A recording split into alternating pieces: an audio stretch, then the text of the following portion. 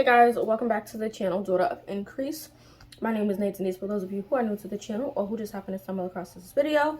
And I'm the founder and CEO of Daughter of Increase Ministries, that is DOI Ministries. And here on this channel, I help you guys to increase in your faith and relationship with God in Christ through Bible studies, book reviews, discussions, and more. And I do that by posting twice a week, every Wednesday and Saturday. So if you have not done so already, don't forget to click the bell to stay notified of when I post a new video, to subscribe to the channel, to join the sisterhood over here, and to like this video.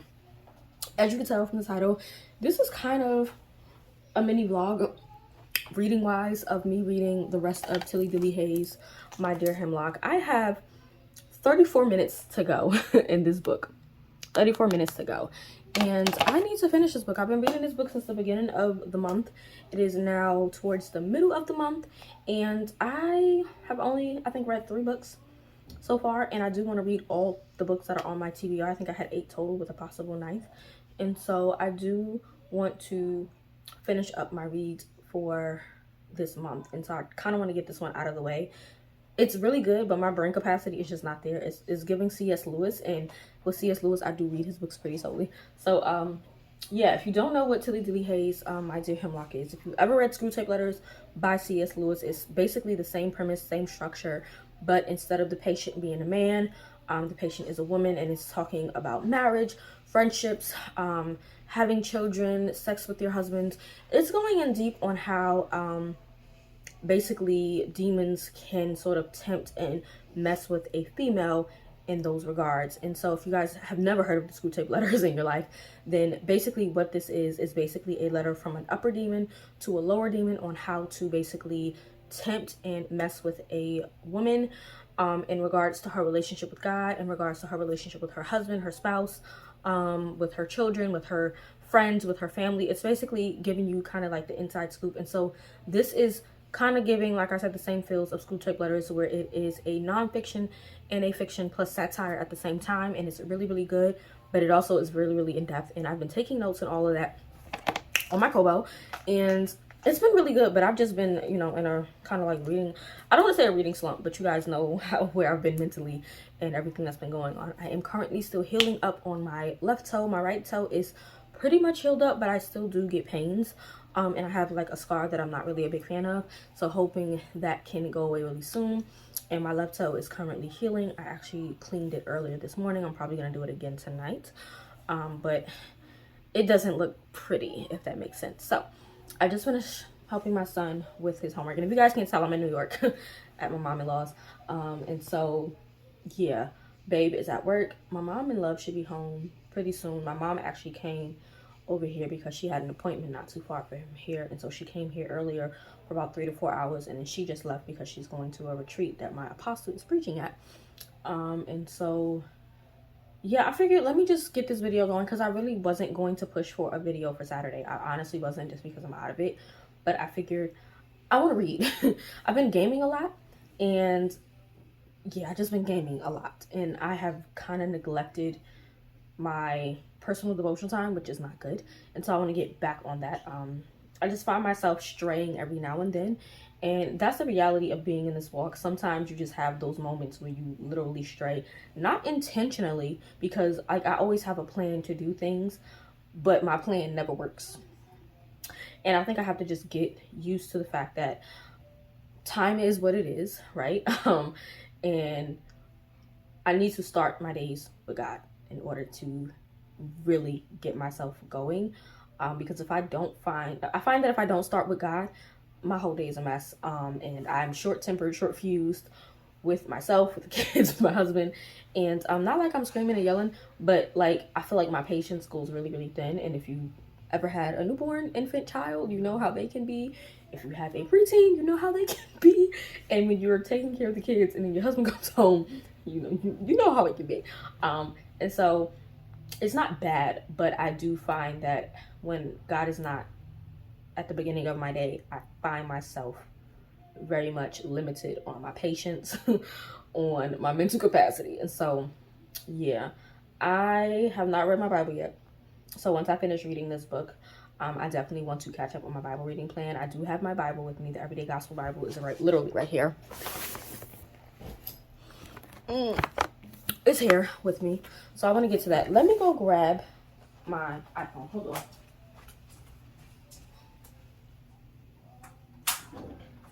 Oh, I'm gonna drop my iPhone. So y'all wondering why I got this on. It's cold. And here where they live, they have now turned the heat off and have on the air. But it is like 70 something degrees outside, but it's been raining and it's gonna be raining all week. And so like New York weather is bipolar. New York and New Jersey weather is real bipolar. Like it could be raining and hot, but then it'd be really, really cold on the inside. And so because the heat is not on, I can't do nothing but just throw a blanket on. But I wanted to go to Marshall's, which is right at the mall, but like I can't really walk. And if I do walk, then I'm gonna have to take a cab back. And I got the kids. And I don't mind taking my son, but I don't want to take my daughter out there because it's raining. She has a cover up for her stroller and her car seat, but I just would rather not have her outside. Now me and my son, we could walk it and then take the cab back. I don't know. But I did get the audiobook because I found I was also reading really, really slow because of how intense it was. And it was kind of boring me. So I did get the audiobook from Audible. Audible got me again with another one of those 3 months for 99 cents. And I did it before, but I only did it for 2 months. And then I just never paid for that third month until they offered it to me again. And so I did get the audiobook. The audiobook says I have 25 minutes and 49 seconds left to go. I am listening to it at 2.5 speed. I probably should be listening to it at 2 times speed because it is a little fast. But I do find that I pause the book if I need to and then highlight and underline or whatever I want to do. But so far, it's giving 5 stars. It's definitely 5 stars. Let me just say that. It's a 5-star read, but I want to finish it. So, I helped my son with his two ELA assignments. He has a lot of math assignments to catch up on. And so I'm giving him a break until 6:30. It's about 4:45. We finished about 4:35. So, I want to go sit in the living room, baby girl, because she is in the living room jumping around in her little bouncer. I want to give me ice cream. Oreo ice cream, and I want to read, and I'm gonna blog it because why not? I know a lot of you guys have asked me questions about like the New York place where we live. So if you guys don't know, we do literally have 2 locations that we live. We live in Jersey at my mom's, and we live in New York at his mom's. I will say I don't desire to move to New York only because New York is expensive. It is highly expensive to live in New York. The goal at the end of the day for both he and I, we don't want to be with our parents, but at this moment in present, we are very fortunate. Rent is high, we're in a recession, so it allows us to save, and we are in the process. We have started looking at houses. I know that was a question about the moving situation. We have started looking at houses. We will probably still stay in the city that I'm in now in Jersey, only because my son is in a charter school. I already signed the contract for him to attend for next year, so, and he actually does enjoy his school. And so I would rather him just be there. I prefer my son to be in a charter school just because I know my son and I know what he can and can't handle. Not to say he can't handle public school, but we've done public school before. It wasn't the greatest. Charter school is hard for him, but I feel like his education will be much better. I've gone to a charter school from 5th to 12th grade, and it was the best experience of my life. Also the worst, only because I got sick of, the same people for 8 years. But educationally, top tier, and I do want my son to have that top tier education, and I applied to that school on a whim, and it was honestly towards the end of last year's semester, and he got in by God's grace. He was actually on the wait list, and I guess he was like number 13 or something on the wait list, and he became number 8, and he was number 5, and then they called me and told me that he got in. That was God's grace for sure, him getting into that school, and so I want to definitely keep him in that school. So we have to kind of stay in the city or the vicinity of that city. And my husband also knows that it's way cheaper to be in Jersey than it is New York. New York is expensive. Like they're doing $1,400 rent for a studio, and we at least need a 2-3 bedroom. If we get a 2 bedroom, the kids can share, which is fine. But I would prefer if we got a 2.5 or 3 bedroom. Because I would prefer my kids to have their own rooms, especially because if my daughter is sleeping in the room with our son, if our daughter is sleeping in the room with our son, it'd be hard for him to, live his life as a preteen. So I kind of want a 2.5 bedroom, or, we're looking. And it's pretty simple. The whole gist of how we're getting the house is simple enough for us, and rent won't be expensive for us, thank God. We're blessed. That's all I can say. I'll give more information when we actually find a place and things like that. I'm not going to do a whole vlog of us looking. I don't know, maybe when we start doing the house tours, I'll show the houses. But yeah, right now we're looking. We're hoping to move, honestly, by the summer, end of the year. I prefer the summer just so that my son is settled for school. But yeah, I don't even know how I got on a tangent, but I'm gonna go sit in the living room and read. And like I said, I have the audiobook. Baby girl is out there watching Daniel Tiger because I'm sick of her watching Peppa Pig. I still have that video coming, like her 6-month update. She's technically 7 months, going on 8 months, so it'd be like a 6-8 month update for you guys. So yeah, I'm gonna go and catch y'all in the living room. Oh, that's what I was saying. People have always asked to see me vlog here in New York, and I will do like a full-blown vlog one day, but this is kind of like it. I'm in me and Babe's room right now. He does have one of his walls painted blue. He's been in his room, I think, all his life. He's lived here, which is pretty cool that he's lived here. And honestly, I've also lived in the same neighborhood, literally around the corner from where him and his mom are right now. So it's kind of funny that we've always, like I said, we've always been connected. And I'll share our story of how we have always been connected to each other, but we actually never met up until maybe 2-3 years ago. 2-3 years ago we met. And so I'll tell that story and all, but I'm gonna go to the living room. Right now I'm on chapter 22, which is on being the pastor's wife, which is crazy. The last chapter was on church hopping. So I think last night I read a couple of chapters. I read chapter 13 to 21. So I read on gardening and babies, which talks about babies, and how gardening is like relative to having kids and stuff like that. It talked about on raising a strong woman and how they take the idea, how demons take the idea of being a strong woman and utilizing that to kind of be like a stronghold for a woman in her relationship with God. We talked about on the new mother, her being a mother, then on parenting, on the abstination bias, basically on the topic of abstinence, on sex, specifically in marriage, on wine night, so basically hanging out with your friends and having that drink of wine when you're the only Christian. That was interesting. On the dangerous household, which the dangerous household would be a household of faith, where the husband and wife are equal to each other, where the husband and wife submit both to each other and to God, so that kind of thing. And then we talked about church hopping, how a woman can be sort of forced to church hop by the thoughts and the ideas that a demon can kind of implant into her mind. And now we're on in being the pastor's wife. 22 on in. We don't want to play that, but yeah, I'm gonna go sit down in the room now. My back's starting to hurt, my feet hurt. I'm gonna go grab my ice cream, and y'all will see me set up in the living room.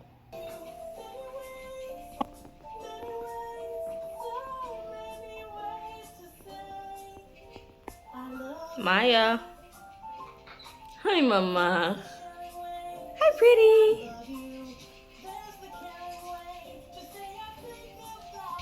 Hey, y'all. So I paused the TV so you can see it in my glasses. You saw baby girl over here jumping. You can probably hear her. I forgot I had coffee from earlier, and so I just heated it up, and I'm going to drink some coffee, put the audiobook on, and also just put something on the background. But yeah, want to say hi to the video? No? Okay, my son doesn't want to say hi to the video. But I'm going to start reading and unmute her, her show.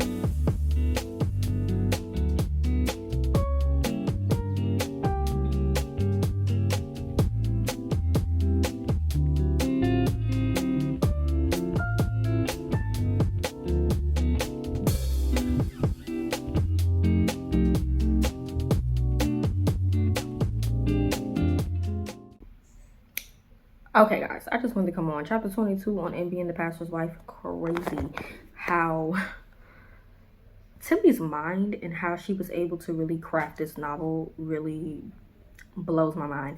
But basically, like I said, it's on the topic of being the pastor's wife and how sometimes the spirit of envy or the seed of envy is planted by these demons, imps, whatever you call them, and how that seed of envy can really make you almost hate the pastor's wife for no reason at all. And even she brings up a point on she is mystified, but no, not that one. Where is it? Oh, she doesn't like the woman's company and doesn't like to hear other women talk about her. She doesn't know why she dislikes her, and there's no need for her ever to know it. In fact, she is highly motivated not to know it. And it's crazy that these demons, these imps, really can plant this seed of envy, because it even says a strong envious plant, envy thrives among peers. And so they plant the seed of envy, and how we never really try to dive deep into why we dislike somebody or why we're envious or jealous of a person, because the moment we look into the why, we can begin to break chains. But it clearly says there's no need for her to ever know it. Like, you just be disliking people for no reason.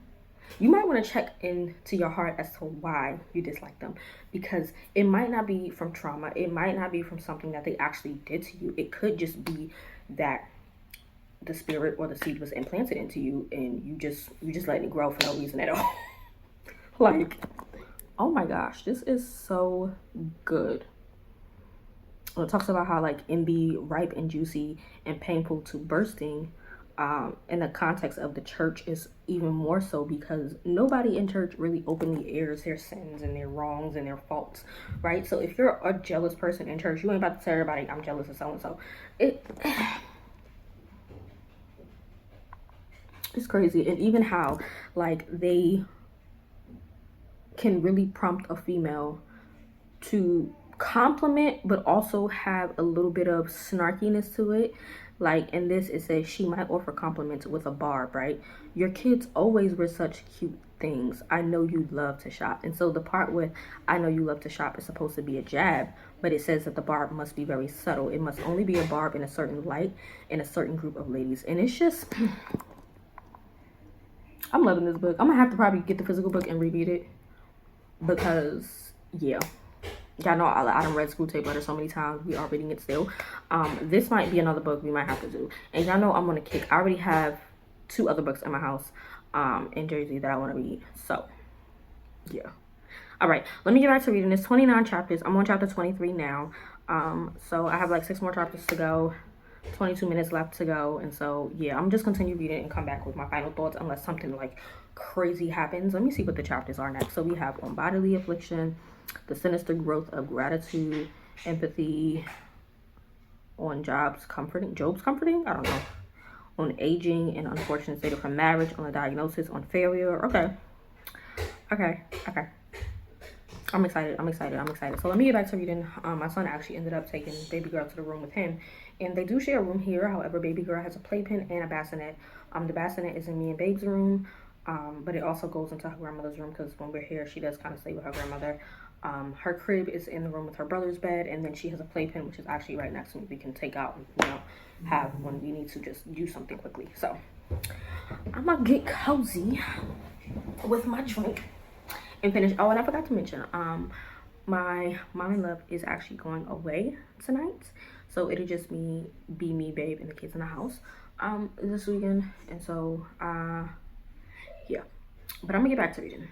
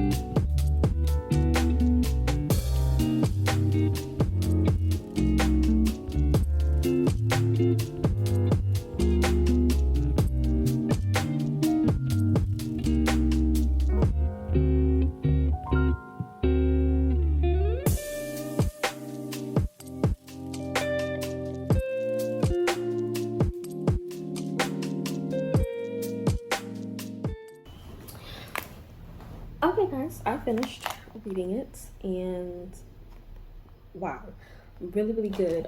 It goes up into the 29th chapter is basically the conclusion of the patient's life, and the sort of destruction that's going to happen to the demon for not basically winning the patient. It was so good, and I'm gonna sit down and do a whole video review on the book, as well as a comparison to the school tape letters. But 5 stars all the way. I finished it. It was so good, and I don't know what to do now. I don't know, like, I have books to read, obviously.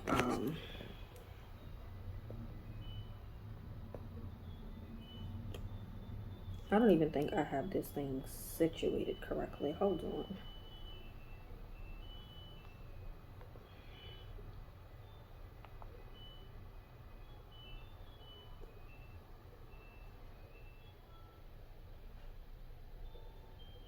I thought I had my books organized on here. I gotta figure out what I know I said I wanted to read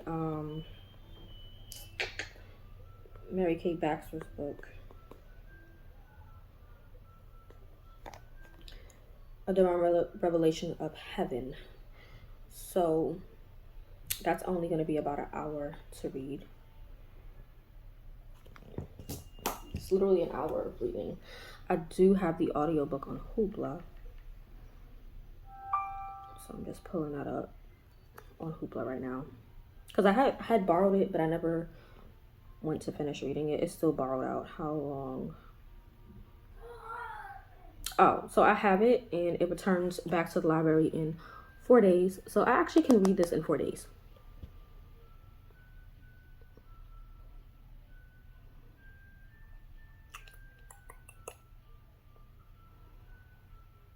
It says 3 hours and 11 minutes on the audiobook. Let's see. Yep.